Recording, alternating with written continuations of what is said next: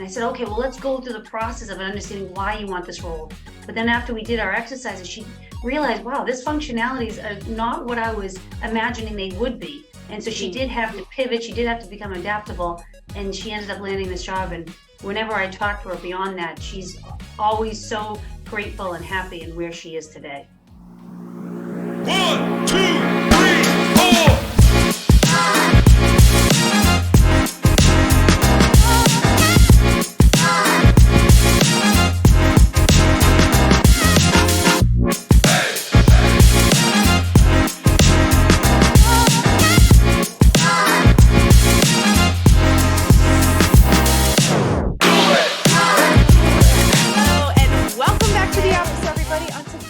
Medical sales leader. I'm your host, Claire Davis, and today I have an incredible woman here with me. It's Alicia Ramsdell. Alicia, welcome to the show. We're so glad to have you. I'm excited to be here, Claire. Thank you for having me. Awesome. So first, let me brag on you a little bit. Alicia is the founder and CEO of Mindful Career Path. And this is where mindfulness intersects with your career. And previous to this position, she led over a 15-year stint in corporate America and started a life by default in accounting roles, which I know is thrilling for some. We're grateful for people who can jump into accounting like you. But then she led over, she mindfully cultivated a life by design in career development. She's a certified career services provider, a global career development facilitator, and holds a certificate in mindfulness-based stress reduction, which I know we all are probably dying to hear about. And she brings insight around best practices in career development strategies, while also leveraging stress to elevate your life's work. So that is a full package. I am so excited to dive in here with you today. And not just because you just got finished delivering your TEDx talk. So how are you feeling after that amazing accomplishment? I am on cloud nine right now, living out a dream professionally on a stage in front of a live audience, including family and friends that were there. And then, of course, getting to share that with my community, my network, once it's live in mid-March, and we're recording this in February. So I'm really excited to share that. And it's all about living life in fulfillment, living in career fulfillment.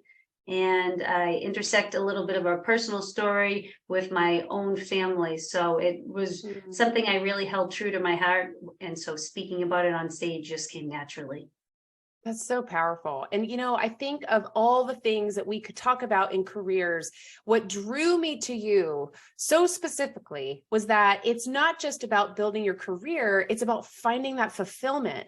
And there's a lot to that. So, you know, one thing Alicia and I were talking about backstage is that when it comes to sales and other industries, a lot of times we build this incredible skill set in selling, in marketing, and we do it for our companies and we enjoy it, right? There's a lot of pride there, but we often forget that we can use those same skill sets for ourselves and for our own career development. So if you don't mind, I would love to just jump in with you here, Alicia, and talk a little bit about one of the ways that we can start, which is networking. So can you share a little bit about, you know, what's good networking, how people should use it, and maybe a couple of examples where you've seen it done really well? Yeah, so as a business owner, so think of me as that sales professional, but then also as a career coach, right? And I'm working with job seekers. I see clearly the a certain amount of steps, right? Networking being one of them, that you need to leverage from a sales process, right? Into getting a job that you want as a job seeker or helping build your own career. And so what's interesting is anytime I talk about any of these steps, so I think about networking, preparation, communication, adaptability, and problem solving. Anytime I talk about any one of those, they're all interconnected. So if I'm talking about networking, you're going to hear me reference communication skills. If I'm talking about preparation, you're going to hear me reference being adaptable, and so forth. And so with networking, right, whether you're in medical sales, whether you're job searching, it's crucial to have as a part of your strategy. And building relationships authentically, whether it's with individuals in an industry or making connections, right, to get that next sale or get that next job, it always leads to new opportunities. And how can we all do networking? Pretty easy with social media right now, right? You can build an online presence, right, through LinkedIn or other ways. You can attend industry events, you can go to conferences. The thing is, you got to get out of your comfort zone and make that effort to meet those new connections, right? And a lot of us are intimidated, I think, naturally, to get out there and say hello and make these new connections.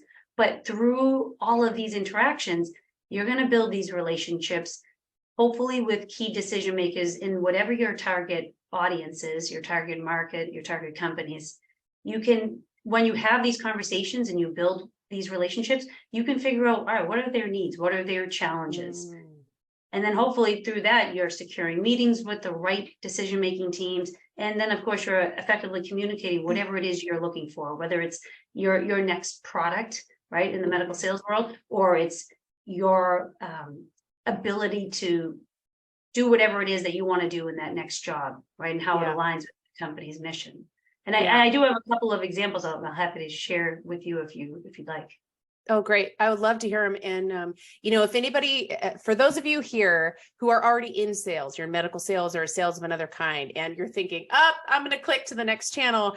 Of course, I know how to network, right?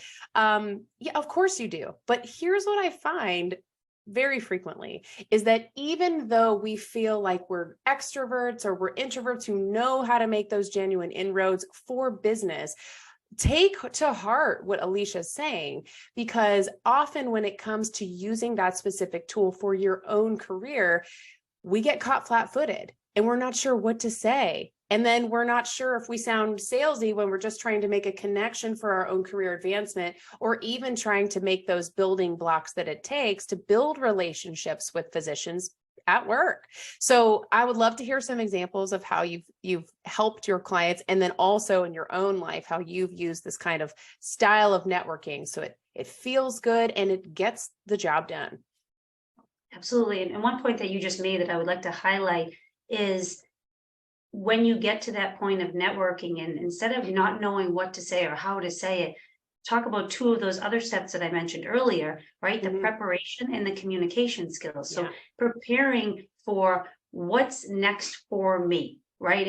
What's the next device that I'm looking to sell in the medical sales world? What's the next job that I'm looking to gain, and what functionalities are a part of that role?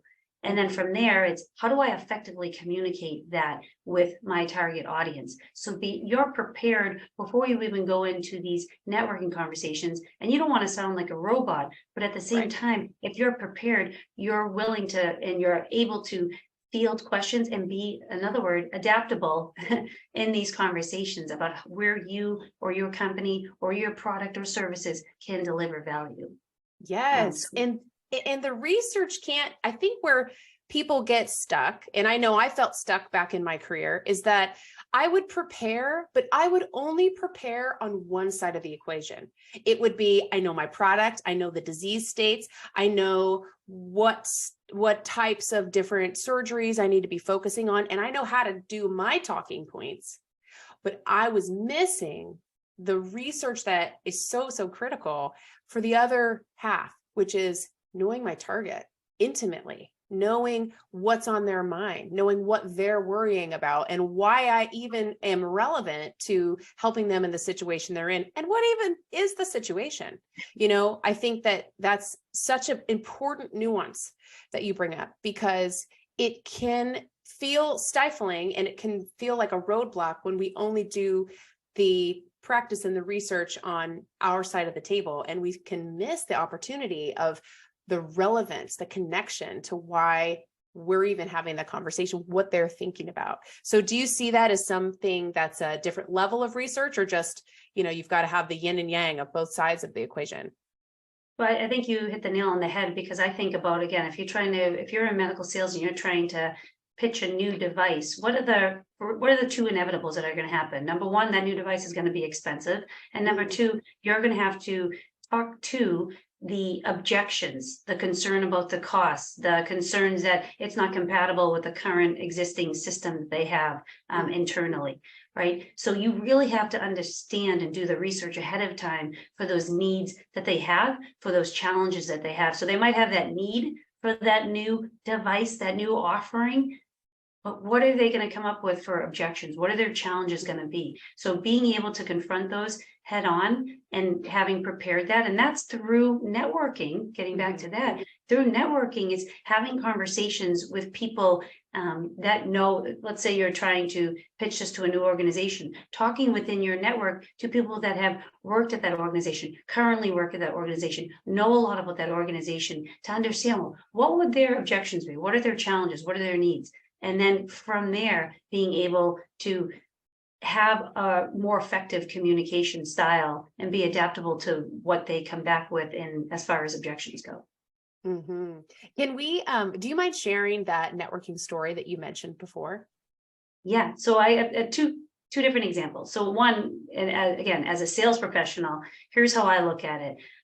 For me, when I started out my business, I had an imagination that I was going to work with individuals at the beginning, and eventually I was going to get to those corporate partners, right?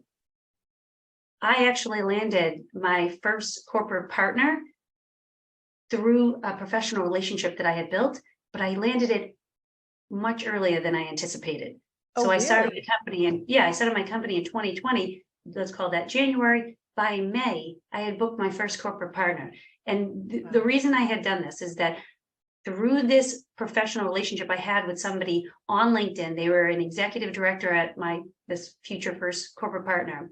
And from there, I was creating content that was relevant to the business needs and the economic environment. Remember, mid-2020, we're talking COVID times. So I was talking a lot about leveraging stress, mindfulness-based stress reduction techniques, and so forth. So in a personal follow-up, right, something as simple as I said, happy birthday to this individual via LinkedIn on a private message. It prompted this natural follow-up for him to say, hey, thanks so much. By the way, I really love the content that you're putting out on social media. I think it's so relevant, and things like mindfulness-based stress reduction techniques could be beneficial to my team. Can we talk about how maybe that we could partner up and bring your expertise into our organization?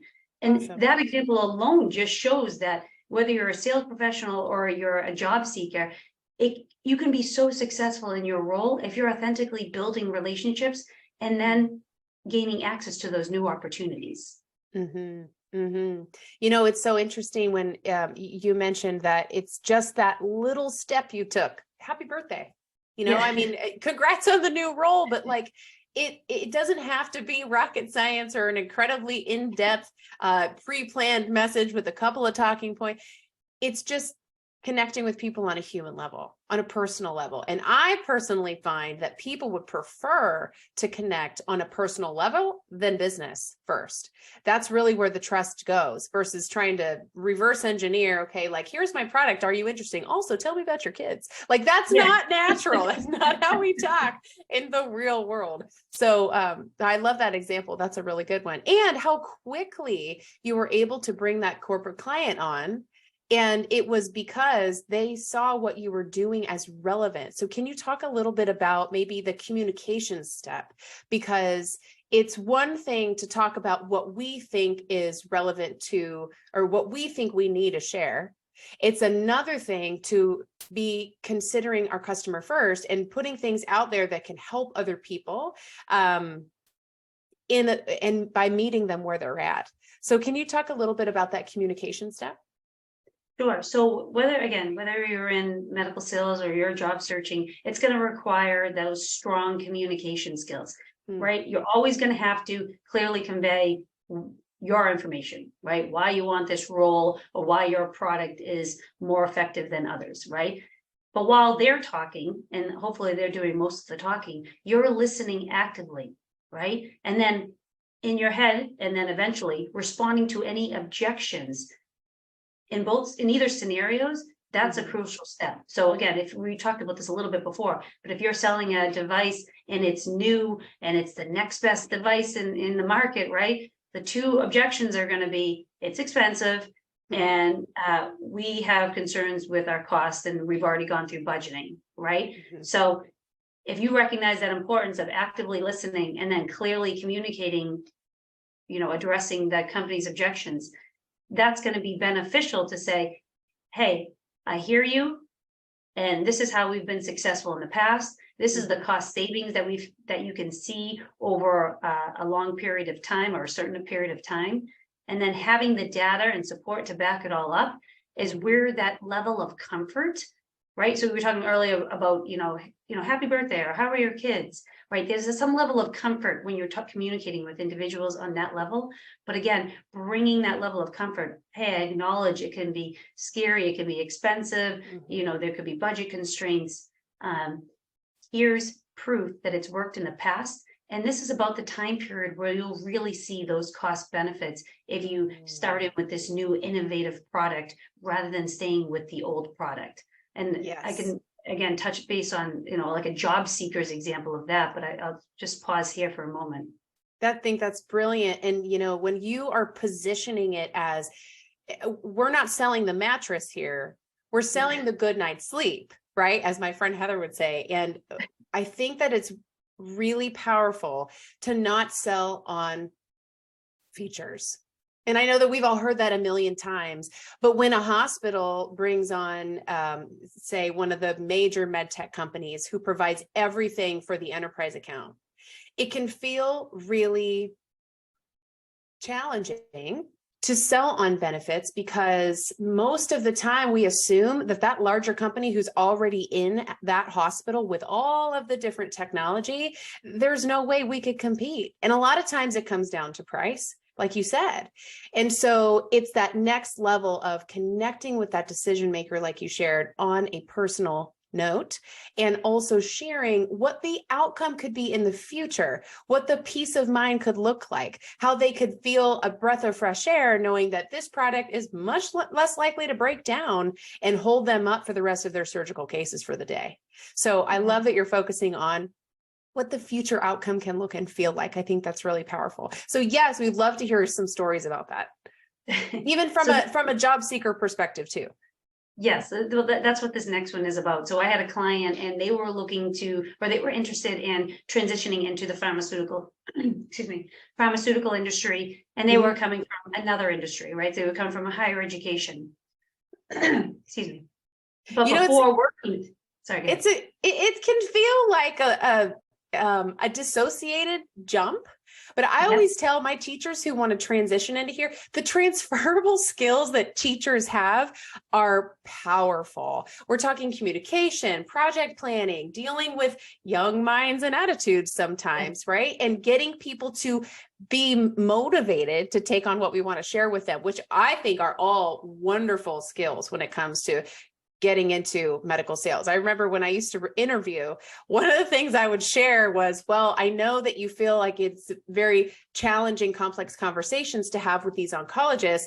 I'm very comfortable with conversations that are challenging because I used to run a 60-child large daycare program. So if I can navigate all of those different personalities, just imagine what I can do with the targeted call list. So I love that you shared that.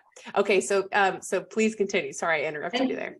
No, that's okay. And leadership too is another big one, transitioning from higher education, right? Leadership, whether it's with students or whether it's with colleagues that are part of your team. That's another big one that I see as a big transferable skill.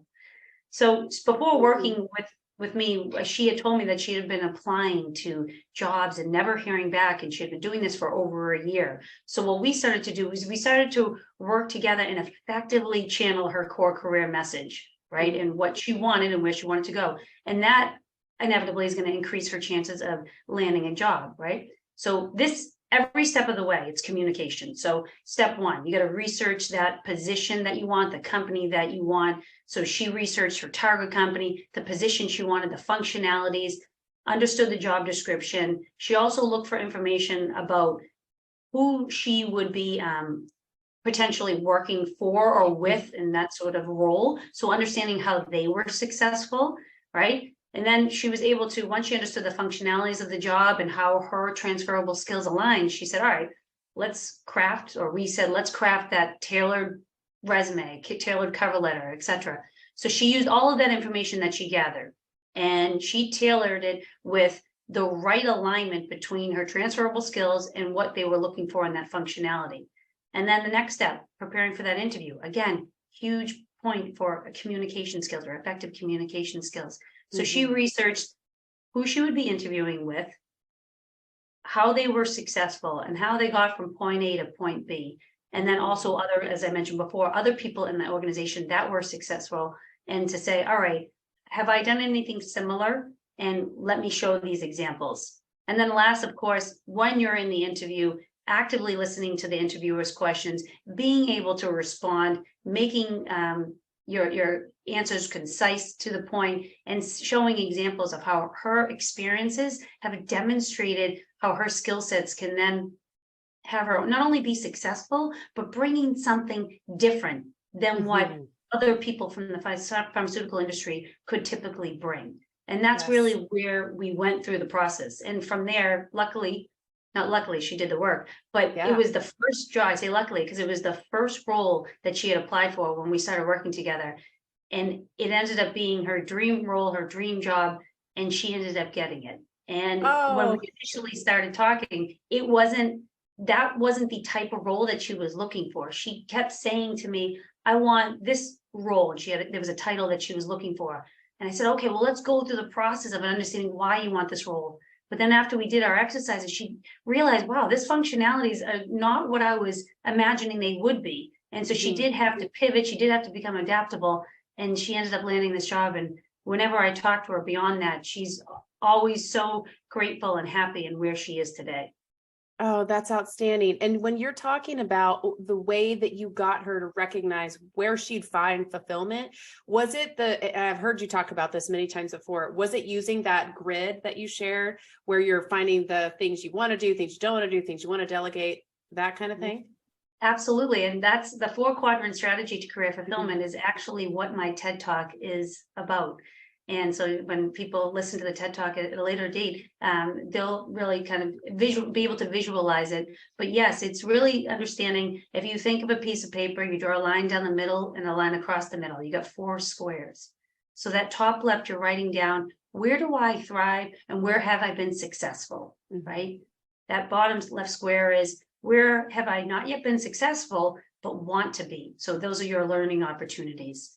And then on the right side, that top right side is, hey, where have you been successful, but don't care to pursue it? So for me, right, I was in accounting, didn't care to pursue it. So I kind of wanted to leave that alone or delegate. Sure. And then that bottom right quadrant is, where have you had responsibilities? Maybe you weren't that knowledgeable, but you don't want to pursue that. So then when you're focusing in on where's my next opportunity in my career, you want to look to the left side to say, all right, these are the things that I want to get more involved in from a functionality standpoint.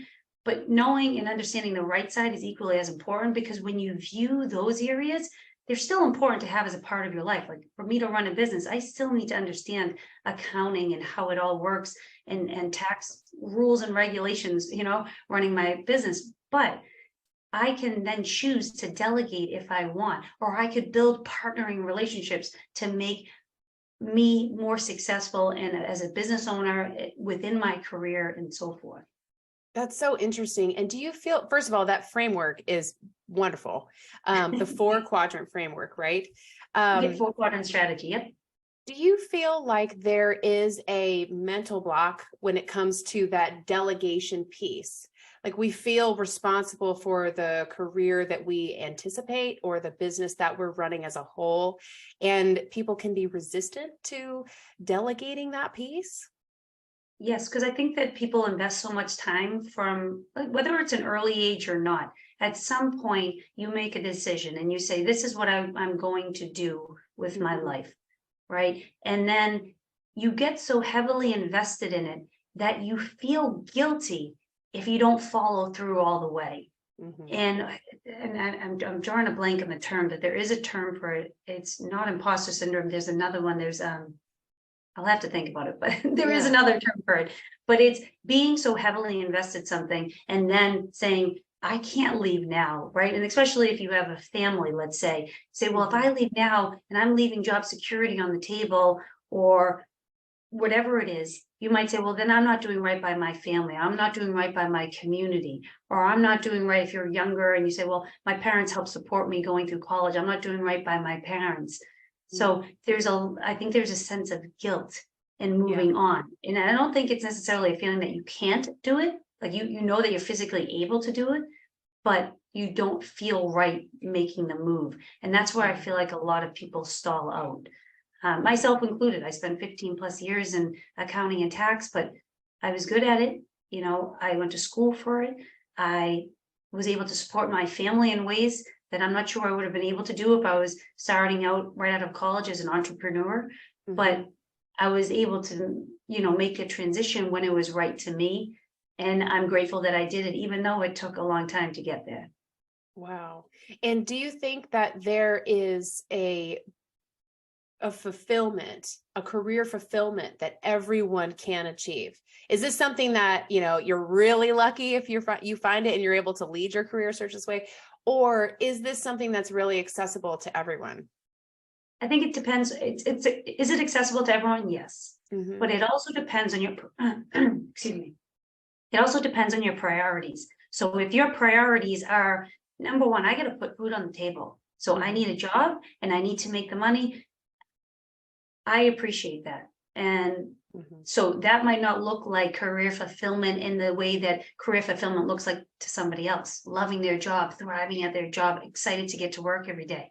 Career fulfillment to somebody else might be putting food on their table for their family, might be Hmm. having weekends and nights free and not worrying about any sort of, management role where they have to, work with people outside of the normal 9 to 5 hours.